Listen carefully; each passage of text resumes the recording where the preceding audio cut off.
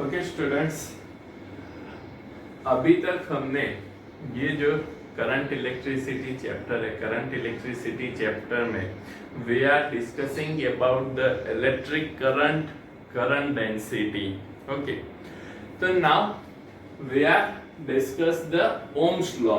जो आपने 10th standard में भी आप ओम्स लॉ थोड़ा बहुत अंडरस्टैंड करके आए हो, तो वो ओम्स लॉ हमें यहाँ पे देखना है. तो ये जो ओम्स लॉ है, Ohm's law is invented by the GS Ohms. GS Ohms नाम के साइंटिस्ट ने इन 1828 में ओम्स लॉ सबसे पहले डिराइव किया था.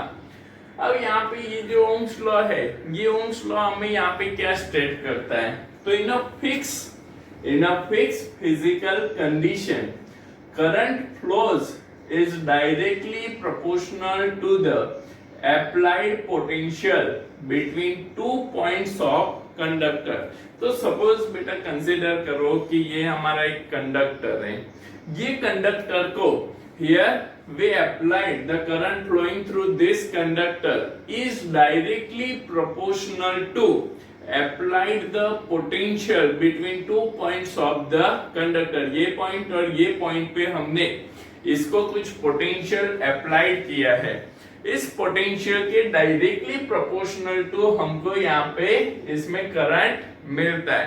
That is called the Ohm's law. उसको हम क्या बोलते हैं? ओम्स लॉ बोलते हैं. अब यहाँ पे पहला जो है, in a fix physical condition. Fix physical condition का मीनिंग क्या है? तो here the temperature of the conductor and pressure on the conductor both are is fix in a condition. मतलब दोनों क्या होनी चाहिए? फिक्स होनी चाहिए. अगर टेम्परेचर वेरी होता है तो यहाँ पे जो करंट फ्लो हो रहा है वो करंट भी यहाँ पे क्या होगा? वेरी होगा. तो यहाँ पे क्यों वेरी होगा वो हमने आगे देख लिया है कि जैसे ही इसमें कंडक्टर को थर्मल एनर्जी मिलती है तो वहां पे जो इलेक्ट्रॉन्स है वो इलेक्ट्रॉन्स क्या करते हैं? रैंडम मोशन स्टार्ट करते हैं, जिसकी वजह से यहाँ पे इसमें जो करंट है वो करंट यहाँ पे क्या होता है? वेरी होता है. अब ये जो चीज है, इस चीज को इसीलिए यहाँ पे क्या स्टेट किया गया? In a fix physical condition. मतलब कंडक्टर का टेम्परेचर और प्रेशर वहां पे वेरी होना नहीं चाहिए. तो in a fix physical condition current flows is directly proportional to the applied potential between two points of conductor. तो दो पॉइंट्स के बीच में जो हमने पोटेंशियल दिया है उसके डायरेक्टली प्रोपोर्शनल में करंट यहाँ पे फ्लो हो रहा है. अब यहाँ पे देखते हैं, imagine that we are consider a one conductor. यहाँ पे मैंने एक कंडक्टर रॉड कंसिडर किया है. Here, for this conductor rod, we can apply the potential V between the two points of the conductor. दोनों पॉइंट्स के बीच में हमने यहाँ पे V potential using the battery हमने यहाँ पे अप्लाई किया है. Then the I current is flowing in this direction. यहाँ पे ये कंडक्टर में इस डायरेक्शन में I करंट यहाँ पे कंस्टिट्यूट हो रहा है. तो from this we can say that कि V applied potential V is directly proportional to I. applied potential V यहाँ पे क्या है? directly proportional to I. हम from the statement of ohms हम यहाँ पे कह सकते हैं ना. अब यहाँ पे proportional आ रहा है, current is directly proportional to applied potential. तो यहाँ पे प्रोपोर्शनलिटी कांस्टेंट जो है, प्रोपोर्शनलिटी कांस्टेंट को हम यहाँ पे अगर अप्लाई करते हैं तो R is a proportionality constant which is called the resistance of the conductor. इसको R को हम यहाँ पे क्या मेंशन करते हैं? Resistance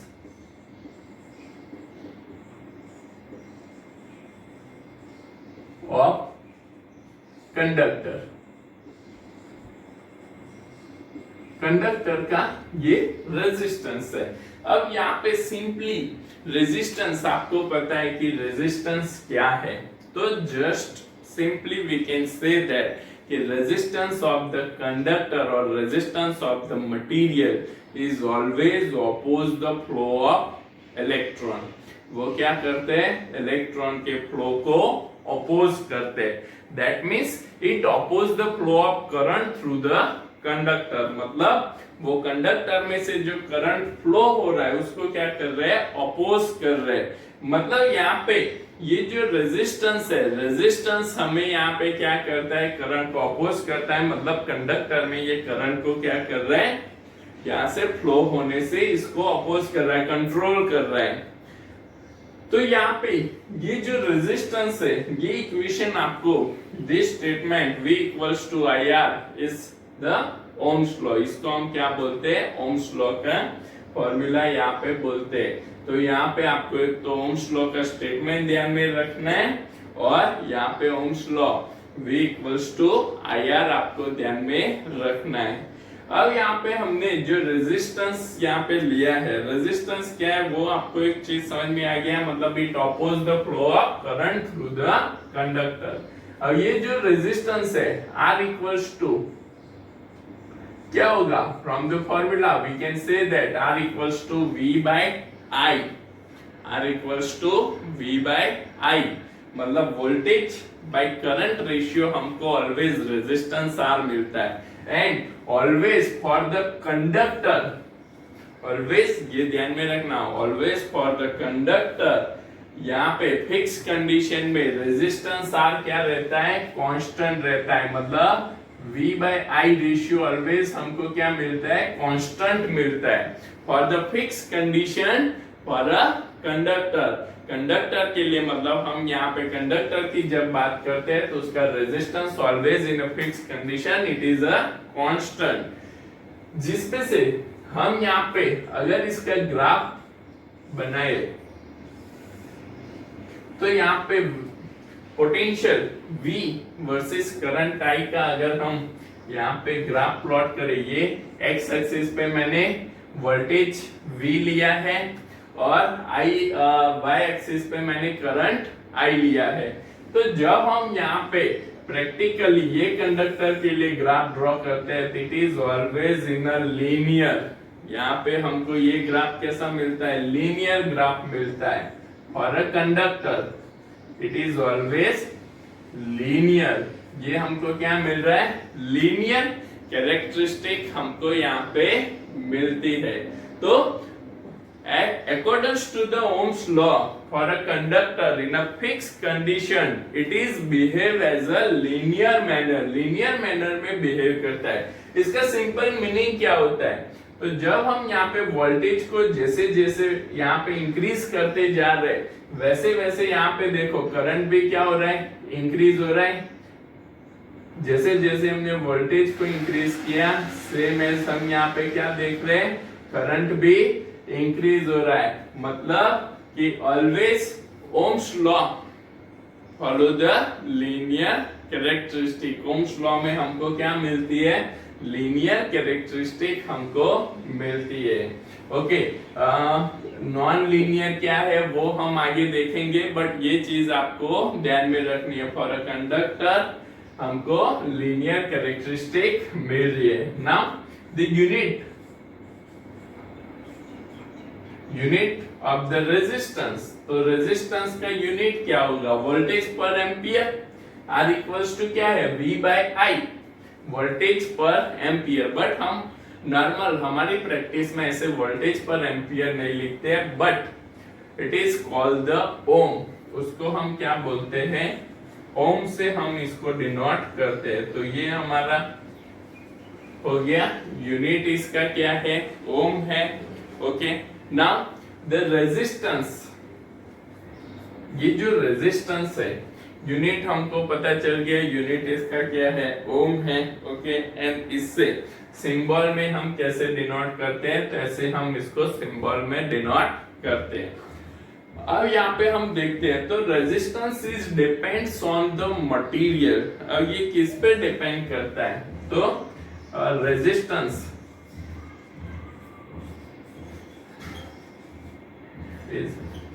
resistance are depend on material and dimension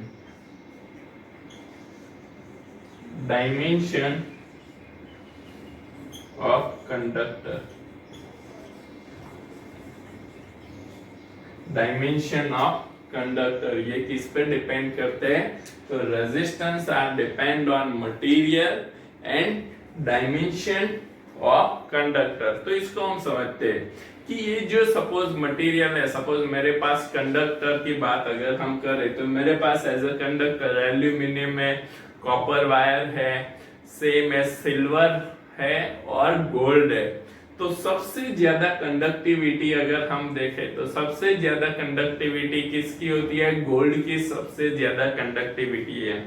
then after silver, then after copper and then after aluminium. But generally हम देखते हैं कि गोल्ड क्या है? कॉस्टली होता है, इसलिए हम नॉर्मली उसको यूटिलाइज नहीं करते। कंपेयर टू गोल्ड हमको कॉपर जो है, कॉपर क्या है कि कंपेयर टू गोल्ड चीप होता है, जिसकी वजह से नॉर्मल हमारे घर में हाउस में जो वायरिंग होती है वो किससे बनी होती है, किसकी वायरिंग होती है? तो कॉपर वायर हम वहां पे यूज करते हैं। And for the heavy line transmission, जो आप लोग बाहर देखते हो फील्ड में, जो करंट इलेक्ट्रिसिटी को ट्रांसफर करने के लिए जो वायर केबलिंग किया जाता है, तो वो कौन सा होता है? एल्यूमिनियम का केबल वहां पे यूज होता है। तो यहाँ पे एक तो ये जो रेजिस्टेंस है, रेजिस्टेंस किस पे डिपेंड करता है? तो it depends on the material of the conductor. जैसे कि एक मेटल है तो मेटल में से करंट पास हो सकता है, सेम है सपोज वुडन आप ले लो तो वुडन में से करंट पास नहीं हो सकता है। तो यहाँ पे ये जो मटेरियल्स है, मटेरियल्स की प्रॉपर्टी वहां पे रेजिस्टेंस को अफेक्ट करती है कि कैसा मटेरियल है उस पे रेजिस्टेंस डिपेंड करता है। दूसरा एक चीज है कि ये रेजिस्टेंस किस पे डिपेंड कर रहा है? तो this resistance is depends on the dimension of the conductor. मतलब कि हमारा जो कंडक्टर हमको दिया हुआ है उस कंडक्टर के डायमेंशन पे डिपेंड करता है। डायमेंशन मतलब क्या है बेटा? तो यहाँ पे डायमेंशन मतलब length of the conductor and cross sectional area of the conductor. तो यहाँ पे जो हमारा कंडक्टर है उसकी लेंथ क्या होती है, उसकी क्रॉस सेक्शनल एरिया क्या है, उस पे यहाँ पे रेजिस्टेंस डिपेंड्स करता है। वो चीज हम आगे डिस्कस करते हैं। तो होप सो आपको यहाँ पे इतनी चीज समझ में आई होगी। ओम्स लॉ क्या है? वो ओम्स लॉ हमने यहाँ पे देखा। Characteristic of the Ohm's law, that is the linear characteristic of the Ohm's law. Unit ohm is a unit of resistance, okay? And resistance किस पे डिपेंड करता है? तो it depends on the material and dimension of the conductor. तो ये हुआ हमारा Ohm's law।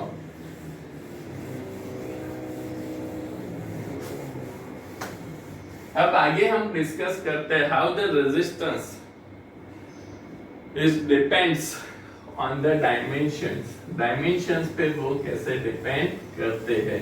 तो यहाँ पे नेक्स्ट इसी में ही हमारा नेक्स्ट जो टॉपिक है, इसका सब टॉपिक अगर हम बोले तो इसका सब टॉपिक क्या है? तो on which factor resistance value depends, on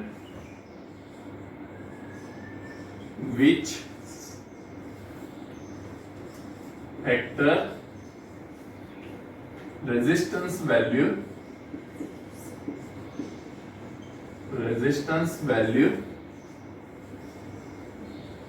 depend। किस फैक्टर पे रेजिस्टेंस की वैल्यू डिपेंड करती है वो चीज हम यहाँ पे डिस्कस करेंगे।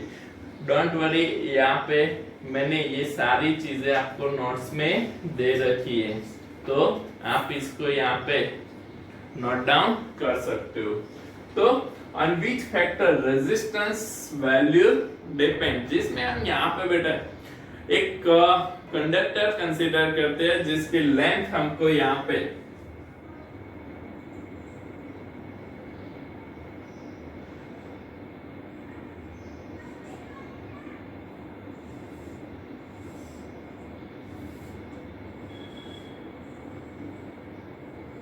एक हमने यहाँ पे L लेंथ का कंडक्टर कंसीडर किया है। ओके, ये L लेंथ का कंडक्टर है जिसका क्रॉस सेक्शनल एरिया अगर हम देखें तो क्रॉस सेक्शनल एरिया यहाँ पे A है। जो मैंने मटेरियल दिया है या बुक में हमको क्रॉस कंडक्टर मतलब स्क्वायर कंडक्टर वहां पे हमको दिया है या मैंने यहाँ पे राउंड कंडक्टर कंसीडर किया, डजंट मैटर, आप कैसा भी कंसीडर कर सकते हो। तो यहाँ पे हमने एक कंडक्टर कंसीडर किया है जिसकी लेंथ यहाँ पे क्या है, L लेंथ है और क्रॉस सेक्शनल एरिया A है। तो हम यहाँ पे क्या कंसीडर करते हैं, तो इमेजिन दैट ये जो L लेंथ का कंडक्टर है और क्रॉस सेक्शनल एरिया A है, ऐसे दो कंडक्टर को हम कंबाइन कर देते हैं। तो नाउ वी आर कंबाइनिंग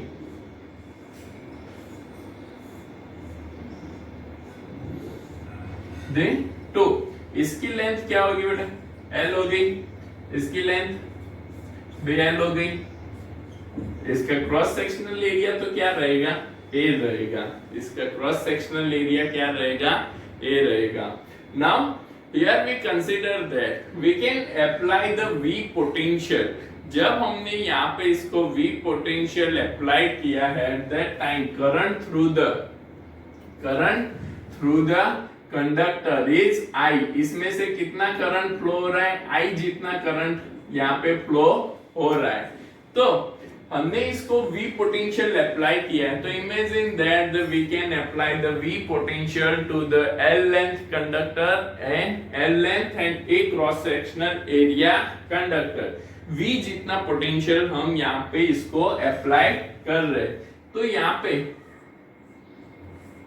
जब हमने इसको V पोटेंशियल अप्लाई किया है, तो सेम एज जब हम यहाँ पे I करंट कंस्टिट्यूट करना है, तो I करंट कंस्टिट्यूट करने के लिए हमने यहाँ पे जो पोटेंशियल अप्लाई किया है, तो ये पोटेंशियल क्या हो जाएगा, तो here we can apply the V potential. इसके अक्रॉस में भी हमको क्या मिलेगा, V पोटेंशियल मिलेगा। देन आफ्टर इधर भी हमको क्या मिलेगा, V पोटेंशियल। बट दोनों कैसे है, तो एक कंडक्टर को यहाँ पे मैंने कंसीडर किया, दूसरा कंडक्टर ऐसे मैंने इसको ज्वाइन कर दिया, मतलब जितना करंट यहाँ से पास हो रहा है वो सेम करंट क्या होगा, आगे का जो सेक्शन है उसमें से पास होगा। मतलब यहाँ से I करंट फ्लो हो रहा है, तो यहाँ पे भी क्या होगा, I करंट फ्लो होगा। मतलब जितना करंट इधर पास हो रहा है उतना ही करंट इधर भी पास होगा। हमने दोनों को पोटेंशियल कितना, V पोटेंशियल अप्लाई किया हुआ है। नाउ वी नो दैट कि जब हम यहाँ पे इसकी लेंथ जो है V पोटेंशियल हमने यहाँ पे अप्लाई किया, इसकी लेंथ क्या होगी बेटा, तो यहाँ पे इसकी लेंथ हमने क्या कंसीडर की है, L। इधर भी इसकी लेंथ क्या होगी, L होगी। तो नाउ मैं अभी इसको निकाल दूं, तो यहाँ पे दोनों की लेंथ क्या है, L है। तो now as per we know that कि यहाँ पे जो रेजिस्टेंस R है, ये रेजिस्टेंस R हमको क्या मिलेगा, तो R इक्वल्स टू, R हमारा यहाँ पे क्या हो जाएगा, तो for this conductor we can consider that कि R हमारा ये लेंथ है, ये लेंथ है, दोनों की लेंथ L है, तो दोनों की टोटल लेंथ क्या हो जाएगी, 2L हो जाएगी। तो यहाँ पे इसकी लेंथ कितनी है, लेंथ इसकी कितनी है, 2L जितनी लेंथ हो रही है। पोटेंशियल जैसे हमने कंसीडर किया था V, यहाँ पे भी पोटेंशियल क्या है, V है। अब दोनों की लेंथ कितनी है, 2L है। दोनों के बीच के अक्रॉस में पोटेंशियल हमने यहाँ पे कितना अप्लाई किया है, तो पोटेंशियल हमारा V प्लस V। हमको पता है कि जब सीरीज में कंडक्टर होते हैं तो वोल्टेज का क्या होगा, समेशन होगा। बट करंट क्या होगा, तो करंट तो इधर भी आई करंट जा रहा है, इधर भी आई करंट जा रहा है, मतलब करंट हमारा यहाँ पे क्या हो जाएगा, सेम होगा। तो करंट दोनों में क्या हो रहा है, सेम हो रहा है। तो करंट यहाँ पे क्या है, तो current through the conductor is considered as a I. I जितना करंट यहाँ पे फ्लो हो रहा है। तो now as per Ohm's law R equals to क्या है, as per Ohm's law we know that कि इसका जो कॉम्बिनेशन है, इसका कॉम्बिनेशन दोनों के कॉम्बिनेशन की अगर हम बात करें तो इसका कंबाइंड रेजिस्टेंस हमको क्या मिलेगा, तो combined resistance RC equals to, तो R इक्वल्स टू, तो ओम्स लॉ हमको क्या बोलता है, वोल्टेज बाय करंट हमको मिल रहा है। तो यहाँ पे इसका कंबाइंड रेजिस्टेंस हम जब निकालते हैं तो इसका पोटेंशियल कितना है, V, इसका पोटेंशियल कितना है, V है। सीरीज में पोटेंशियल का क्या होता है, एडिशन होता है। तो जब हम यहाँ पे दोनों का, ये दोनों के एंड का कंबाइंड रेजिस्टेंस किसका है, ये एंड से ये एंड का रेजिस्टेंस है।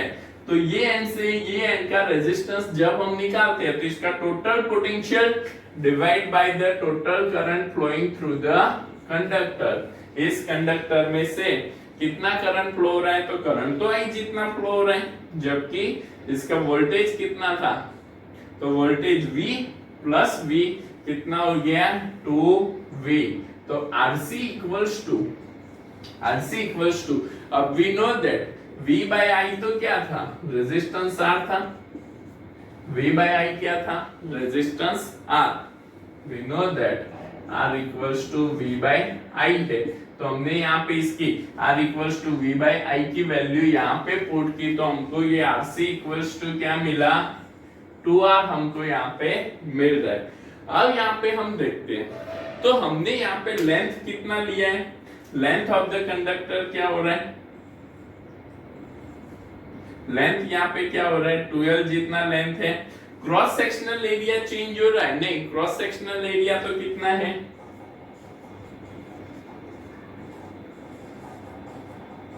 क्रॉस सेक्शन हमारा कितना है, A जितना ही है। तो यहाँ पे we can say that if we increase the length of the conductor then the resistance is also increase। मतलब हमने यहाँ पे लेंथ क्या किया, if we double the length of the conductor then the resistance of the combination is also double। resistance यहाँ पे हमको क्या मिल रहा है, डबल मिल रहा है। हमने मतलब यहाँ पे लेंथ को डबल कर लिया तो रेजिस्टेंस भी हमारा क्या हो गया, डबल हो गया। जब यहाँ पे रेजिस्टेंस डबल हो जाता है तो what we can say that कि यहाँ पे लेंथ डबल करते हैं तो रेजिस्टेंस भी डबल हो जाता है। इसका मतलब क्या हुआ, तो we say that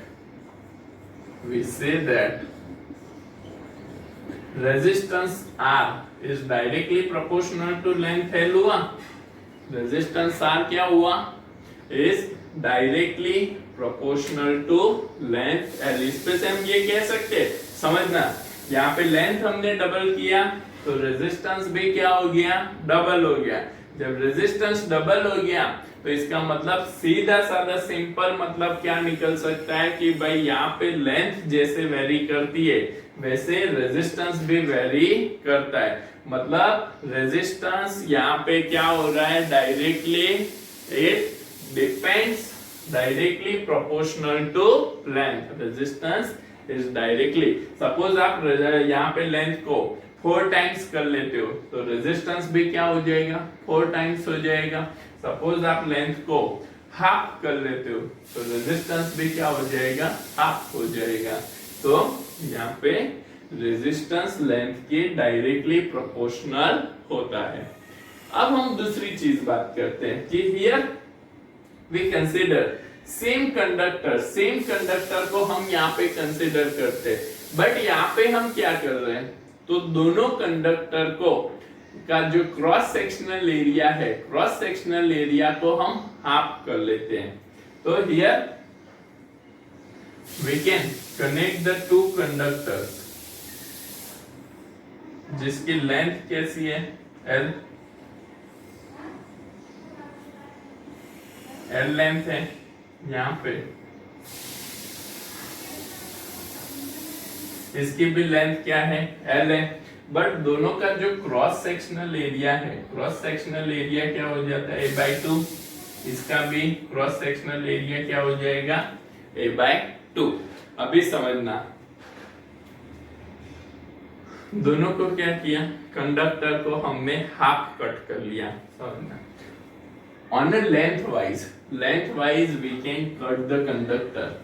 length wise हमने कंडक्टर को कट कर दिया and we can connect the conductor को हमने यहाँ पे एक दूसरे के साथ में रख लिया। अब यहाँ पे समझो बेटा, तो दोनों के अक्रॉस में हमने पोटेंशियल तो कितना दिया है, V जितना पोटेंशियल हमने यहाँ पे दिया है, तो इसके अक्रॉस का पोटेंशियल हमको क्या मिल रहा है, V का पोटेंशियल मिल रहा है। तो पोटेंशियल तो हमारा क्या हुआ, अब V हो गया। बट जब हम यहाँ पे करंट की बात करते हैं तो दो कंडक्टर है। सपोज इसको अगर हमें सिंपली समझना है बेटा, तो सपोज यहाँ पे एक पाइप है जिसमें से वाटर फ्लो हो रहा है।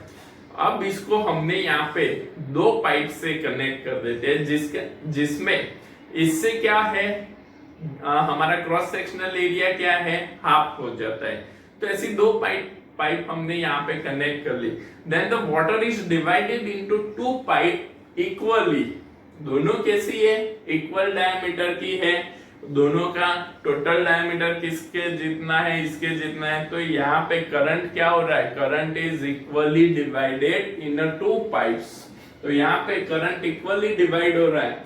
दैट मीन्स ये जो हमने L लेंथ और एक क्रॉस सेक्शन का कंडक्टर कंसीडर किया था, उसमें कितना करंट फ्लो हो रहा था, I जितना करंट फ्लो हो रहा था। जब हम यहाँ पे V पोटेंशियल अप्लाई करते हैं, at that time the current through the conductor is I। तो if we cut the conductor with a cross section, half of the cross section, that means in the A/2 cross section and in the A/2 cross section, then the current is also divided in two parts। current भी क्या होगा, equally divided in two parts। that means the current flowing through this conductor is I/2 and current is flowing through this conductor is also I/2। that means current through both the conductor is I/2 and I/2 and potential applied to the conductor is same V, because we know that the potential across the parallel, जब हम parallel कोई conductor को connect कर लेते हैं, parallel connect कर लेते हैं, तो उसको हम जितना पोटेंशियल V पोटेंशियल यहाँ पे अप्लाइड करते हैं, तो दोनों कंडक्टर के अक्रॉस में हमको कितना पोटेंशियल मिल रहा है, सेम V पोटेंशियल हमको यहाँ पे मिल रहा है। That means if we write down the length of the conductor, यहाँ पे क्या होगा, लेंथ हमने क्या लिया है, L लेंथ ही है। लेंथ तो यहाँ पे कुछ वेरी हो नहीं रहा है, लेंथ क्या है, सेम लेंथ है। But the cross section is divided, cross section हमारा क्या मिल रहा है, A/2 मिल रहा है। क्रॉस सेक्शन को हमने क्या किया है, हाफ में डिवाइड कर दिया है।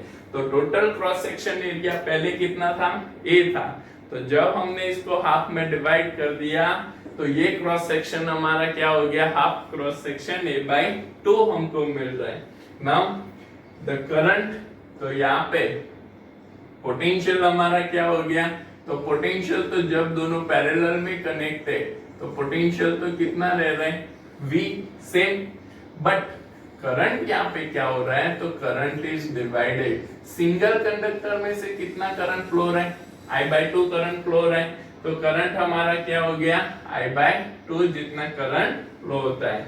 तो यहाँ पे चारों पैरामीटर्स पे अगर हम ध्यान दें, तो इसपे से हमको जो इसके कंबाइंड रेजिस्टेंस निकालना है, तो कंबाइंड रेजिस्टेंस अगर मैं यहाँ पे लिखता हूँ, तो कंबाइंड रेजिस्टेंस मुझे यहाँ पे बताओ। जैसे हमने ये फॉर्मूला देखा था, इसमें क्या था, तो जब हमने दो कंडक्टर को सीरीज में कनेक्ट कर लिया, तो सीरीज में पोटेंशियल क्या था, डबल हो गया, V प्लस V, मतलब पोटेंशियल का क्या हुआ, समेशन हुआ। बट सीरीज में करंट क्या रह रहा है, सेम रहता है।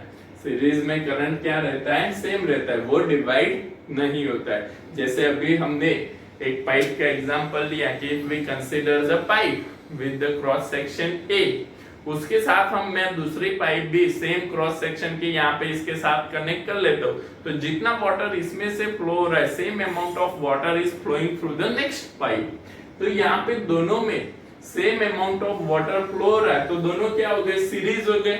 बट अगर हम यहाँ पे क्या करते हैं, एक पाइप लेते हैं, यहाँ पे एक दूसरी ऐसी पाइप कनेक्ट कर देते हैं जो दो पाइप में डिवाइड है, दोनों का क्रॉस सेक्शन क्या है, a/2 क्रॉस सेक्शन है। तो यहाँ पे वाटर दोनों पाइप में क्या होगा, इक्वली डिवाइड हो गया। तो ये जो वाटर इक्वली डिवाइड हुआ, तो करंट भी यहाँ पे क्या हुआ, जब हमने पैरेलल कनेक्ट किया तो करंट भी यहाँ पे इक्वली डिवाइड हुआ। तो करंट हमारा यहाँ पे क्या हो गया, I/2, करंट भी यहाँ पे क्या हो गया, I/2। दैट मीन्स सिंपली जब हम एक चीज याद रखेंगे, when the conductor is connected in a series then the potential is added and current remains same, and when the conductor is connected in a parallel then the potential remains same and current is divided। तो ये एक चीज आपको ध्यान में रखनी है, जिससे आपको आगे भी जब भी हम यहाँ पे सर्किट एनालिसिस या कुछ करेंगे तो उसमें ये कंसेप्ट आपको यूज होगा। तो अब हम इसका कंबाइंड रेजिस्टेंस निकालते हैं। तो इसमें से आपको समझ में आ गया कि पैरेलल में दोनों के अक्रॉस का पोटेंशियल तो क्या है, सेम है, V जितना। तो मैं सिर्फ ये एक कंडक्टर की अगर बात करूं तो यहाँ पे इसका रेजिस्टेंस मुझे क्या मिलेगा, तो इसका रेजिस्टेंस पोटेंशियल कितना है, इसका V है, इसका पोटेंशियल कितना है, V है। करंट क्या मिला हमको, करंट कितना फ्लो हो रहा है, I/2। करंट कितना फ्लो हो रहा है, I/2। तो यहाँ पे ये आप कंसीडर करो तो RC इक्वल्स टू क्या हो गया, 2 न्यूमरेटर में चला जाएगा, डिनोमिनेटर का डिनोमिनेटर न्यूमरेटर में जाएगा। तो RC इक्वल्स टू 2V/I। तो यहाँ पे V/I तो अगेन क्या है बेटा, तो V/I is called the resistance R as per Ohm's law. As per Ohm's law V/I जो हमें यहाँ पे मिलता है, तो ये जो V/I क्या है, तो V/I is a resistance R। Okay, तो again we get the RC equals to 2R। तो from that what we say that what we predict, तो यहाँ पे हमने देखा कि जब हम क्रॉस सेक्शन एरिया को हाफ करते हैं तो उस टाइम पे भी रेजिस्टेंस हमको क्या मिलता है, डबल मिलता है। क्रॉस सेक्शन एरिया को मैंने क्या किया, इधर हाफ कर लिया, इसका क्रॉस सेक्शन ये जो हमने हाफ पाइप लिया है, इसका क्रॉस सेक्शन हमने यहाँ पे क्या लिया है, A/2। तो जब मैंने इसका रेजिस्टेंस निकाला, तो जब मैंने इसका क्रॉस सेक्शन कंसीडर किया, तो इसका क्रॉस सेक्शन रेजिस्टेंस R1 बोलेंगे, R1। तो इसका मैंने रेजिस्टेंस निकाला, तो यहाँ पे क्या हुआ, क्रॉस सेक्शन हाफ था, फिर भी रेजिस्टेंस क्या हो गया, डबल हो गया। जबकि यहाँ पे हमने फर्स्ट केस में देखा कि लेंथ को हमने क्या किया था, डबल किया था, तो उस टाइम पे रेजिस्टेंस डबल हो गया। तो यहाँ पे जब हम लेंथ को डबल करते हैं तो रेजिस्टेंस क्या हो जाता है, डबल हो जाता है। और क्रॉस सेक्शनल एरिया को हम हाफ करते हैं, समझना, क्रॉस सेक्शनल एरिया को हम यहाँ पे क्या कर रहे हैं, हाफ, A/2। A में से हमने इसको हाफ डिवाइड किया, A/2। तो जब हम यहाँ पे क्रॉस सेक्शन एरिया को हाफ करते हैं तो भी रेजिस्टेंस क्या हो जाता है, डबल हो जाता है। अब ऐसा कब पॉसिबल है, तो when the resistance R is inversely proportional to cross section। समझना, resistance R is inversely proportional to cross sectional area A। मतलब कि जब भी रेजिस्टेंस ये जो है, जो भी कंडक्टर हम कंसीडर कर रहे हैं, उस कंडक्टर का रेजिस्टेंस है, वो रेजिस्टेंस ऑलवेज हमको क्या मिलेगा, उसके इनवर्सली प्रोपोर्शनल में मिलेगा। तो यहाँ से from the formula 1 and from the formula 2, 1 and 2, एक तो लेंथ है, दूसरा क्या है, क्रॉस सेक्शनल एरिया A है। इस दोनों पे से हम क्या कह सकते हैं, जो हमने यहाँ पे जो देखा उस पे से हम क्या कंक्लूड कर सकते हैं। तो दोनों को जब हम कंबाइन करते हैं, when we combine the equation 1 and 2, दोनों को हम यहाँ पे कंबाइन कर रहे हैं, तो उस टाइम पे हमको यहाँ पे क्या मिलेगा, तो we get the resistance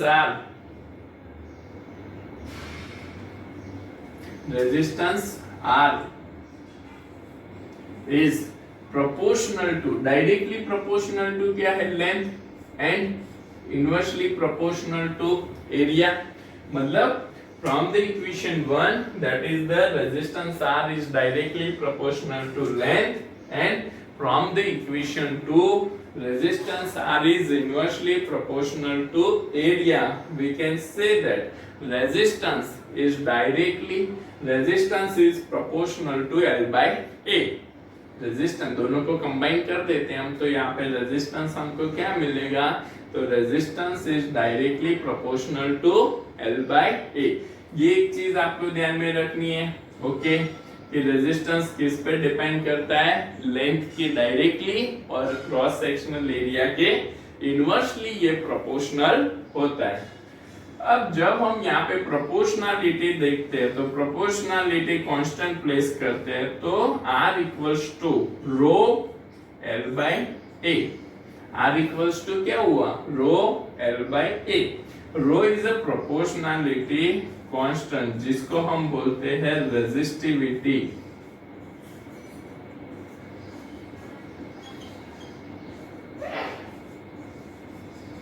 resistivity of conductor, ये क्या है, कंडक्टर की रेजिस्टिविटी, ध्यान में रखना।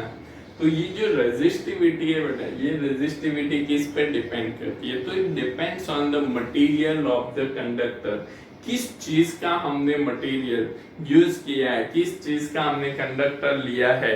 जैसे कि आगे हमने देखा गोल्ड, सिल्वर, कॉपर, एल्यूमिनियम, इन सब की जो कंडक्टिविटी है वो डिफरेंट होती है। तो इनकी कंडक्टिविटी, इनका रेजिस्टेंस क्या है, डिफरेंट होता है। अब इनका रेजिस्टेंस डिफरेंट है, वो किस पे से हम बता सकते हैं, क्योंकि इसकी रेजिस्टिविटी है, वो रेजिस्टिविटी डिफरेंट होती है। तो रेजिस्टिविटी किस पे डिपेंड करती है, तो resistivity is depends on the conductor, materials of the conductor, resistivity of conductor, okay, वो किस पे डिपेंड करती है, मटेरियल पे। It depends on the material, material पे ये डिपेंड करती है। दूसरी अगर चीज हम देखें, तो यहाँ पे ये जो है रेजिस्टिविटी के यूनिट हमको क्या मिलेगा, तो रेजिस्टिविटी सिंपली अगर हम डिफाइन करें इसको, रेजिस्टिविटी को, तो रेजिस्टिविटी क्या है, तो रेजिस्टेंस, समझना रेजिस्टिविटी क्या है,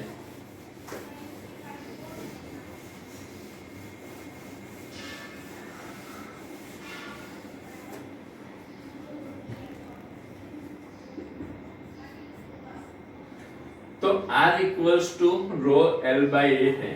R equals to rho L by A। तो resistance of conductor having unit length and unit cross sectional area is called the resistivity of the conductor. Having unit length मतलब length L equals to, अगर हम 1 metre consider कर ले और area हमारा 1 metre square consider कर ले, दोनों क्या हो गए, 1 हो गए। तो यहाँ पे R इक्वल्स टू हमको क्या मिलेगा, रो मिलेगा। तो when resistance of a conductor having unit length and unit cross sectional area is called the resistivity of the material or resistivity of the conductor, or it is also called as a specific resistance। उसको हम क्या बोलते हैं, specific resistance या resistivity उसको हम बोलते हैं। तो R इक्वल्स टू क्या होता है, रो L बाय A, जिसपे से L 1 मीटर और एरिया 1 मीटर स्क्वायर ले ले तो R इक्वल्स टू क्या हो जाएगा, रो हो जाएगा। That is called the resistivity और स्पेसिफिक रेजिस्टेंस, जिसका यूनिट हमको यहाँ पे क्या मिलता है।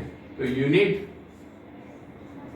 अगर हम देखें तो अगर आप यहाँ पे देखो रो को सब्जेक्ट करो, लेंथ है, एरिया है, मीटर स्क्वायर, यहाँ पे ये क्या हो जाएगा, मीटर स्क्वायर। रेजिस्टेंस का यूनिट क्या हो जाएगा, ओम हो जाएगा। तो यहाँ पे अगर हम इसको सिंपली समझे तो रो इक्वल्स टू क्या होगा, आर ए लेंथ, तो यहाँ पे रो इक्वल्स टू क्या हुआ, रेजिस्टेंस ओम, एरिया मीटर स्क्वायर और लेंथ मीटर, 1 मीटर कैंसिल हो गया तो रो इक्वल्स टू क्या हुआ, ओम इंटू मीटर। तो यहाँ पे इसका यूनिट हमको क्या मिलेगा, ओम इंटू मीटर। इसका यूनिट हमको ये क्या लिखते हैं हम, ओम इंटू मीटर लिखते हैं। ओके, और इसके डायमेंशनल फॉर्मूला की अगर हम बात करें तो डायमेंशनल फॉर्मूला इज M1L3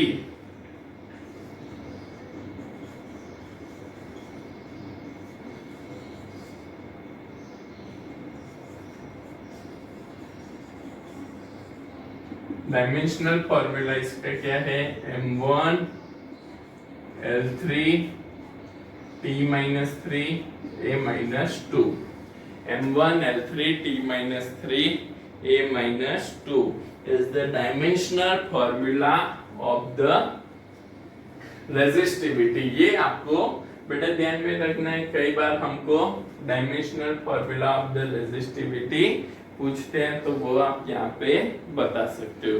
तो ये हुआ on which factor resistance value depends. तो एक तो ये किस पे डिपेंड करता है रेजिस्टेंस का वैल्यू, तो it depends on the dimensions of the conductor and it depends on the resistivity of the conductor।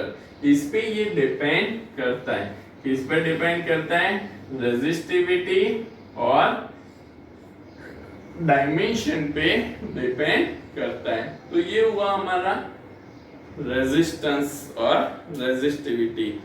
इसको ये जो रेजिस्टिविटी है, रेजिस्टिविटी या रेजिस्टेंस हमको क्या देता है, तो रेजिस्टेंस जैसे मैंने आपको आगे बताया कि रेजिस्टेंस हमको क्या दे रहा है, तो it oppose the flow of current, की मतलब वो कितना करंट को अपोज कर रहा है, वो चीज हम यहाँ पे मेजर कर सकते हैं।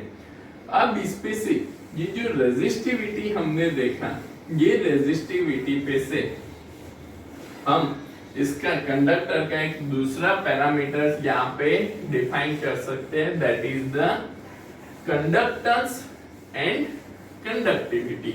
ऐसे एक्चुअल में आपको इतना टेक्स्ट बुक में इतना दिया नहीं है इसके बारे में, बट हम यहाँ पे देख लेते हैं क्योंकि ये हमें पता होना जरूरी है कि कंडक्टर क्या है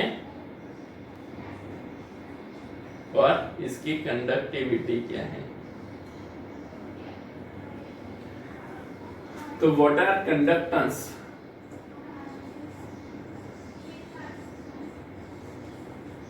what are conductance and conductivity. Conductance क्या है और कंडक्टिविटी क्या है, वो चीज हम यहाँ पे देखते हैं। तो सिंपल, पहले हम बात करते हैं कंडक्टेंस की। तो कंडक्टेंस क्या है, तो it is the reciprocal of the resistance. Conductance क्या है, reciprocal of the resistance is called the conductance.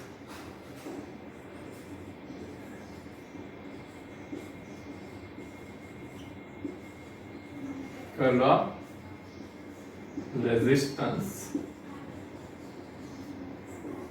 is called conductance।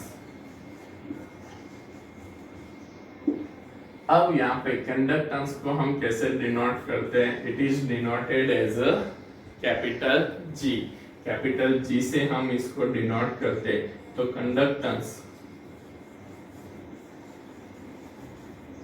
Capital G equals to क्या हुआ, रेसिप्रोकल ऑफ रेजिस्टेंस, तो 1/r हो गया, तो conductance G equals to 1/r, तो ये हमको मिलता है reciprocal of the conductance.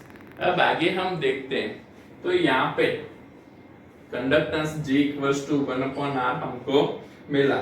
Now अब ये जो है, तो रेजिस्टेंस, इसका यूनिट की अगर हम बात करें तो यूनिट ऑफ द कंडक्टेंस हमको क्या मिलेगा, तो रेजिस्टेंस का इनवर्स होगा यूनिट, तो यहाँ पे रेजिस्टेंस का यूनिट क्या था, ओम था, तो यहाँ पे कंडक्टेंस का यूनिट हमको क्या मिलता है, मो या ओम इनवर्स, इसको हम क्या बोलते हैं, मो या ओम इनवर्स भी ये लिखा जाता है।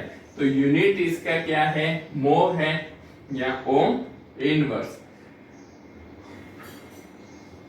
तो यहाँ पे कंडक्टेंस आपको एक तो ध्यान में रखना है, क्या है, reciprocal of the resistance and unit of the conductance is a mho और ohm inverse.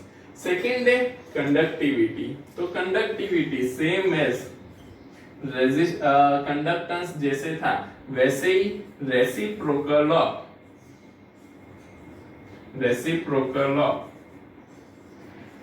Resistivity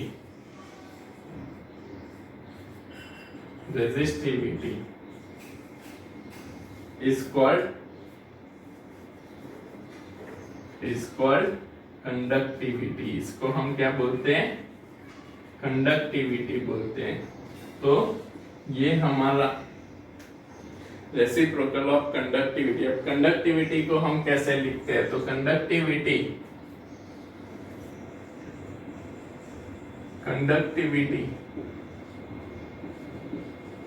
it is denoted as a sigma, sigma से डिनोट होते हैं। रेसिप्रोकल ऑफ रेजिस्टिविटी है, तो reciprocal of resistivity that means it is a 1/ρ। Conductivity sigma equals to क्या होगा, 1/ρ, reciprocal of the resistivity. And unit of the conductivity, तो unit of the conductivity भी क्या होगा, तो यहाँ पे रेजिस्टिविटी का यूनिट क्या था, 1/ओम इंटू मीटर, ये क्या था, 1/ओम इंटू मीटर। तो यहाँ पे कंडक्टिविटी का यूनिट हम ले तो ओम और मीटर क्या होगा, ऊपर चला जाएगा, तो ये हम क्या लिख सकते हैं, ohm inverse into metre inverse. But ohm inverse है, ओम इनवर्स को तो हम क्या लिखते हैं, मो इंटू मीटर इनवर्स, मतलब ये क्या लिखा जाएगा, मो इंटू मीटर इनवर्स। तो ये हमको इसका कंडक्टिविटी का यूनिट मिलता है, जो क्या है, मो इंटू मीटर इनवर्स हमको यहाँ पे मिलेगा। तो here we see the reciprocal, we see the conductance which is the reciprocal of the resistance, and conductivity which is the reciprocal of the resistivity, and unit of the conductance is a mho and unit of the conductivity is a mho into meter inverse। ये क्या है, mho into meter inverse है, कि जो आपको ध्यान में रखना है, इधर आपको कंडक्टेंस एंड कंडक्टिविटी बोथ चीजें आपको ध्यान में रखनी है। कई बार एमसीक्यू में या एक 2 मार्क्स के क्वेश्चन में भी पूछा जाता है। तो यहाँ पे ये चीज हमने रेजिस्टेंस, रेजिस्टिविटी, उसके बाद कंडक्टेंस एंड कंडक्टिविटी देखी। नाउ आगे अगर हम एक चीज अभी यहाँ पे डिस्कस कर ले, तो एक तो है कि derive the relation between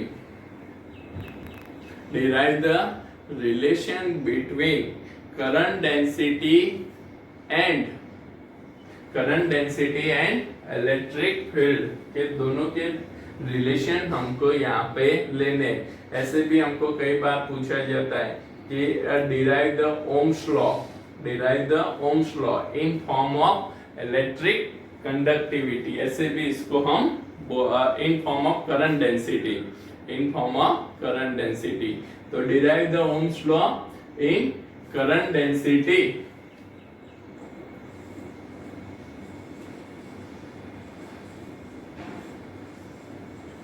ohms law in form of current density।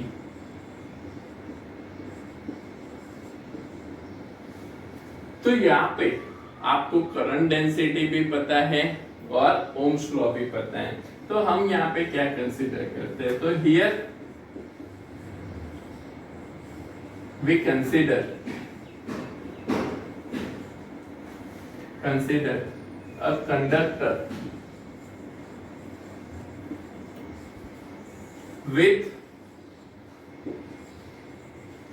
length L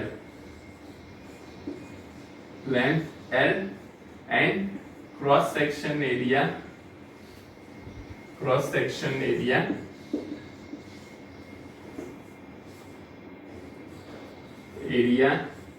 A। We applied the potential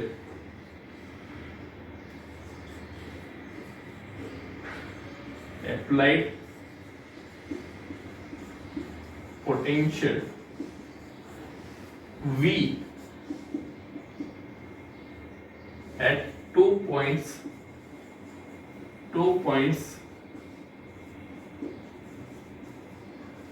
of conductor।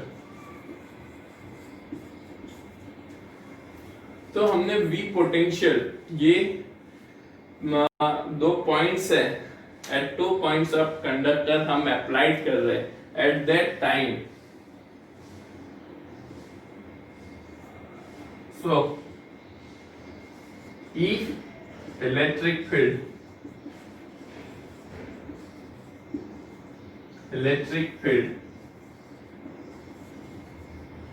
Develop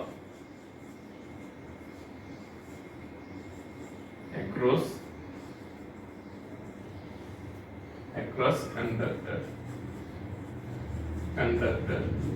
and current type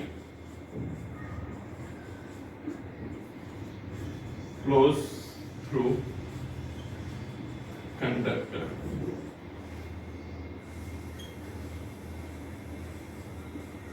current I वहां पे फ्लो होता है, मतलब हमने यहाँ पे क्या किया है, तो here we consider a conductor with a length L and cross section area A। Cross section का हमने यहाँ पे एक कंडक्टर कंसीडर किया है जिसके अक्रॉस में हम V पोटेंशियल अप्लाइड कर रहे हैं। At that time electric field E develop हो रही है।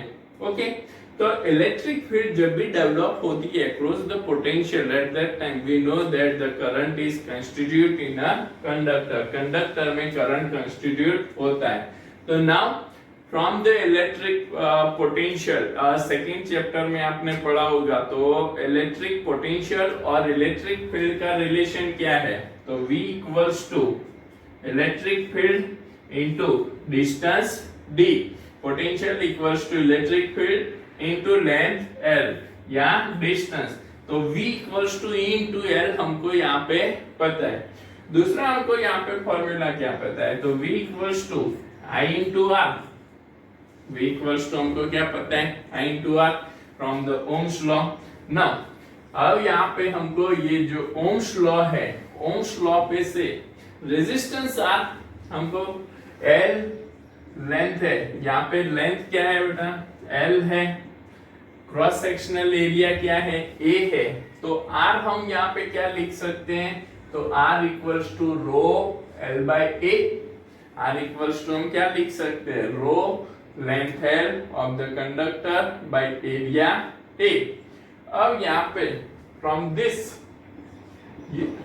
ये जो पोटेंशियल का फॉर्मूला है V equals to I R, तो इस पे से हम यहाँ पे क्या कंसीडर कर सकते हैं, तो I और R की जगह पे हमको क्या मिलेगा, L बाय A। तो V equals to I, R की जगह पे हमने क्या पुट कर लिया, रेजिस्टेंस R की जगह पे हमने रो L बाई A यहाँ पे पुट किया है। तो हमको यहाँ पे एक फॉर्मूला पोटेंशियल का मिलेगा V इक्वल्स टू, अब यहाँ पे याद करो current I total current by area, total current by area तो क्या है, तो that is the current density J rho into L। Current density क्या है, J रो, तो I बाई A की जगह पे हमने क्या पुट किया, करंट डेंसिटी J हमने यहाँ पे पुट किया। नाउ इसको हम यहाँ पे फॉर्मूला 2 दे देते हैं। तो फ्रॉम द इक्वेशन 1 एंड 2,